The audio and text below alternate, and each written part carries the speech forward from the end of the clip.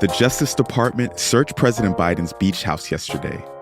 That's where we're starting the 7 from the Washington Post. I'm Jeff Pierre. It's Thursday, February 2nd. It's also Groundhog Day. Let's get you caught up with today's 7 stories. Officials in Delaware were looking for more classified documents, but they didn't find any. So far, they've been found in President Biden's other home and his private office. Former President Donald Trump is also being investigated for his handling of classified material. There are key differences between the two cases, though, including that Trump resisted turning them over.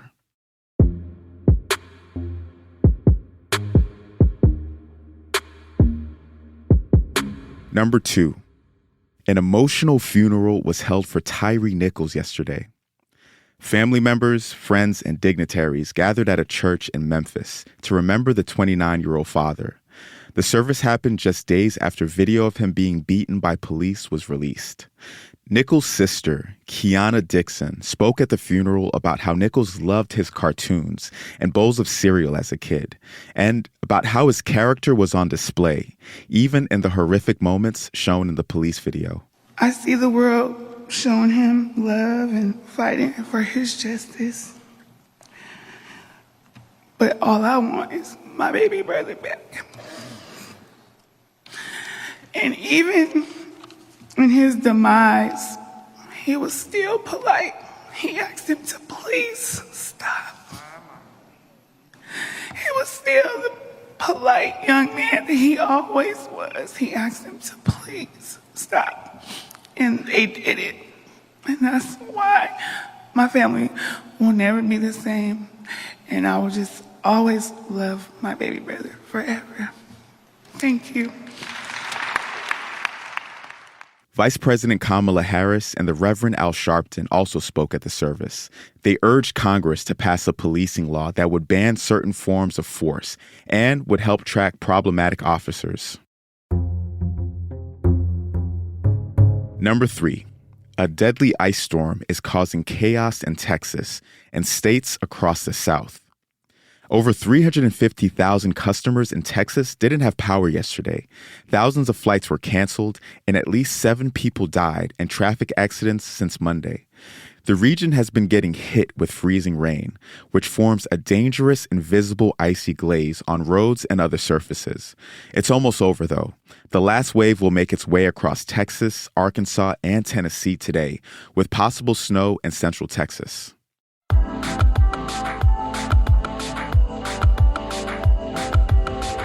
Number 4.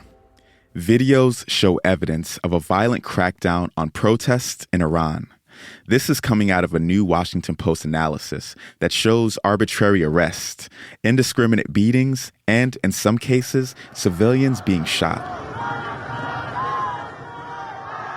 The country is 4 months into a nationwide uprising.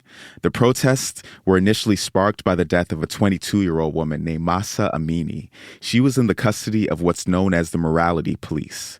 My colleagues here looked at more than 100 videos and photographs. They interviewed eyewitnesses and human rights observers and reviewed other data to understand what's really been happening on the ground there.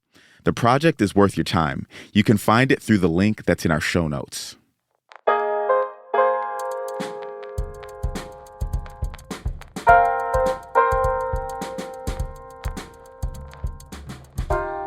Number 5. The College Board changed its new AP African American Studies course. The class explores Black history and culture without shying away from topics like race and racism. It's gotten some backlash from Florida's Republican governor. In the final framework released yesterday, mentions of certain left-leaning figures, like the political activist Angela Davis, were removed, but the College Board denied watering anything down. The course should be widely available to high schools in 2024.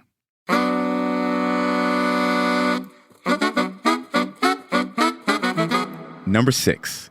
Yesterday was a big day for fans of the Queen Bee.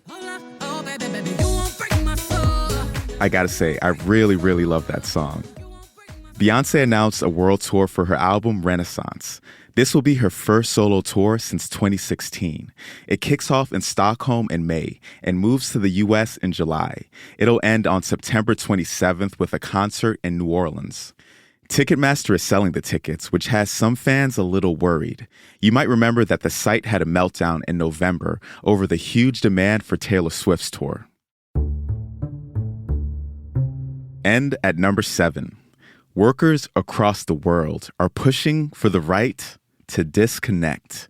Several countries, mostly in Europe, have laws that block bosses from contacting workers after hours or on weekends. And now Kenya could soon join them. The idea isn't getting much traction here in the U.S., though. Experts say that's mainly for political reasons, including a myth that a comfortable work life would make workers lazy. And just like that, you're all caught up. And oh, by the way, you can now ask your Amazon smart speaker to play the show.